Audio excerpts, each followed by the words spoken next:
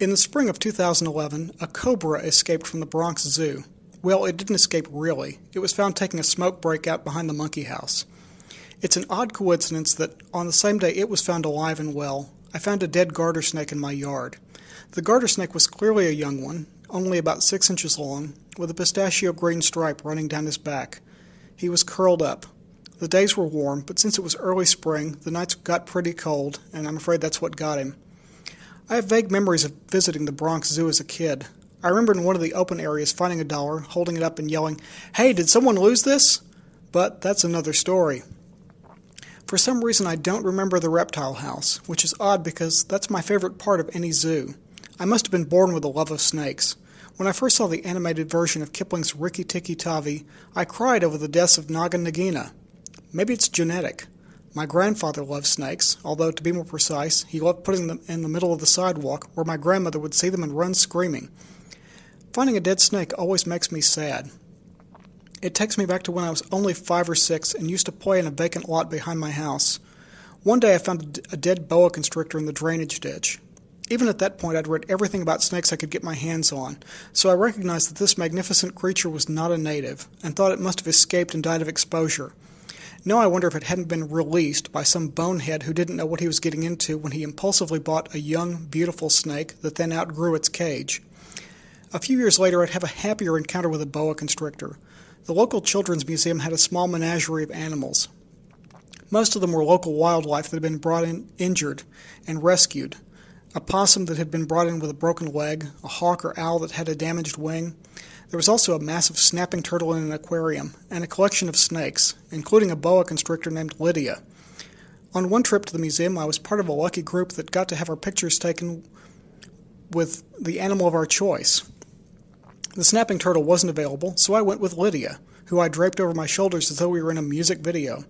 The woman taking the pictures was using some kind of old-fashioned Instamatic camera, and when she had to go develop the film, she turned out the lights, leaving me in the dark with a great big snake draped over my shoulders. Most people would find being in the dark with a snake pretty terrifying, but I didn't mind, and I'm pretty sure Lydia just put her head down and went to sleep.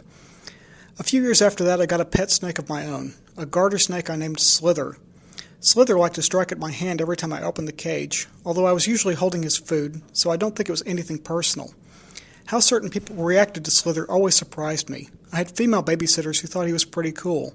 And then once a couple of big burly guys, one of them with a shaved head and a t-shirt that said, "Don't mess with Mr. Zero," came to install new carpeting on the stairs. When they saw Slither, Mr. Zero said to my mother, "Lady, if that thing gets loose, we're out of here." After a while, Slither outgrew his cage, so I released him in a wooded area where, I hope, his descendants still live. Being a native, I think Slither would fare better than a non-native boa constrictor would. Slither and Lydia were, of course, non-poisonous, but I had my encounters with poisonous snakes as well, 3 in 1 week even. Every summer I spent a week at a place called Camp Ozone, out in East Tennessee, which is home to basically 3 types of poisonous snakes. I'm pleased to say that I've met them all. The first night of one of my weeks at Camp Ozone, I was walking back to my cabin when my flashlight caught something slithering along the ground. "Snake!" I yelled, wanting to share the experience with my fellow campers. I would have kept my mouth shut if I'd known a couple of counselors with sticks would come running and kill what would turn out to be a copperhead. Okay, copperheads are poisonous, but it was just crossing the path, and if I'd been a little bit later or a little bit earlier leaving the dining hall, we probably wouldn't have met. A few days later, down by the lake, someone spotted a cottonmouth. They're also known as water moccasins, although I wouldn't want to put my foot near one. My mother used to be afraid of me catching snakes because she was concerned I'd catch a poisonous one. I assured her I could tell poisonous snakes by their vertical pupils, and she'd always say, "If you're close enough to see their eyes, it's too late." I never got a good look at the cottonmouth's eyes, but there was no need. There was no mistaking the thick black body and arrow-shaped head.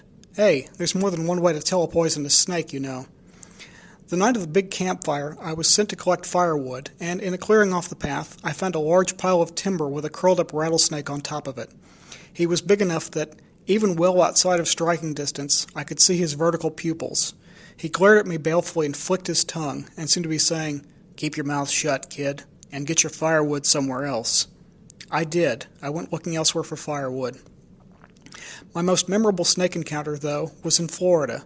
Down there you find a lot of exotic species that boneheaded people buy and then release, and which then, thanks to the climate, breed and threaten the locals. But I was lucky enough to meet a local, specifically a hognose snake. It was trapped in a rain gutter next to the road, so I got off my bike and helped it out. Hognose snakes are non-poisonous, but they like to put on a show of impersonating their poisonous cousins.